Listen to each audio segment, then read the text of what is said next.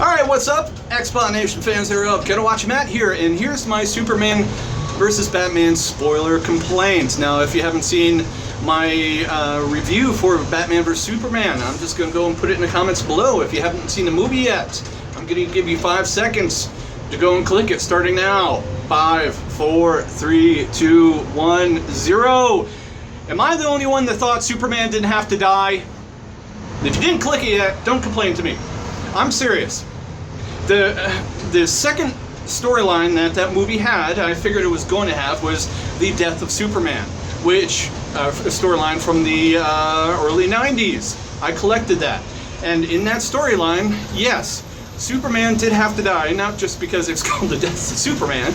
It was because that he was the only one that was able to go toe-to-toe with Doomsday. And so, yeah, that's what it called for. He just had to put out every every last breath of his punches, his kicks, his laser beams, all right, like that, to go and destroy Doomsday. And then he did. He just killed himself in the process, and then magically, about a year or so later, he came back to life. Now, here's the thing: why I say Superman didn't have to die. Now, Wonder Woman was in this storyline too, in the third act. And if you watched how Wonder Woman was fighting Doomsday, 2 things. First off, she was handling herself pretty damn well against Doomsday. I mean, she was blocking the initial blast with just her forearm bands to save Batman.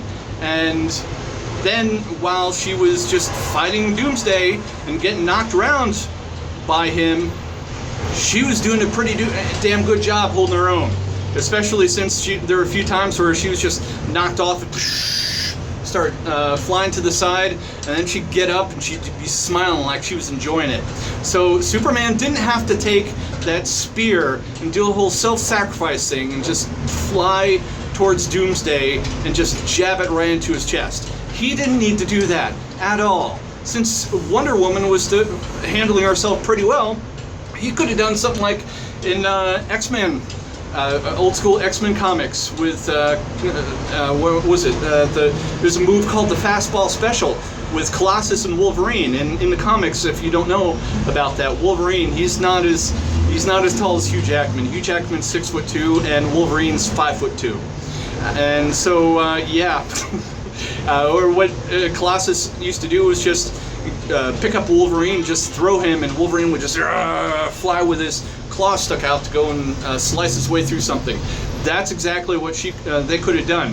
Where Superman could have thrown Wonder Woman at Doomsday, she could have just impaled that thing right in his chest, or he could have just like flown at Doomsday and just hurled her right to him, and that could have impaled into his chest. Or she could have, Superman could have just distracted Doomsday, and Wonder Woman, she made it up to him face to face a few times, where Superman could distract him with those little laser beams, and Wonder Woman could just ran right up there and boom, stuck him right in the chest to go and kill him, and Superman wouldn't have to die. That was it. I thought that was stupid, but at the same time, I know why the writers did it is because it's called the Batman vs. Superman movie, and you don't want the secondary character saving the day, although it still makes sense if she did. And the other reason why I'm pretty sure that they did that was because I can't remember the schedule of the DC movies that are coming out, but most likely when the Justice League movie comes out, it's going to be split up into one of 2 parts. Sort of like the third Avengers movie is going to be split up into. And one of the things that's probably going to happen in the first Justice League movie is their main enemy that they're probably going to be fighting is Darkseid. I'm going to say that because, and again, I didn't follow DC Comics all that much, but from what I saw from other people's opinions on the trailers is during a dream sequence where Batman was in a post-apocalyptic world, there were some little buggy things that were flying around, and people said that those were Darkseid's buggy things, and so that's probably the big villain that they're going to fight. And at the end of it, the first Justice League movie, where it looks like all hope is lost, just out of nowhere, Superman finally heals up from the battle and just steps in to go and turn the tides and blah blah blah, all that stuff. So that's basically it. That's my main complaint about the Batman vs. Superman huge plot hole at the end of the movie. I still thought it was a good movie, though. It's still a good movie experience, but God, it could have ended differently.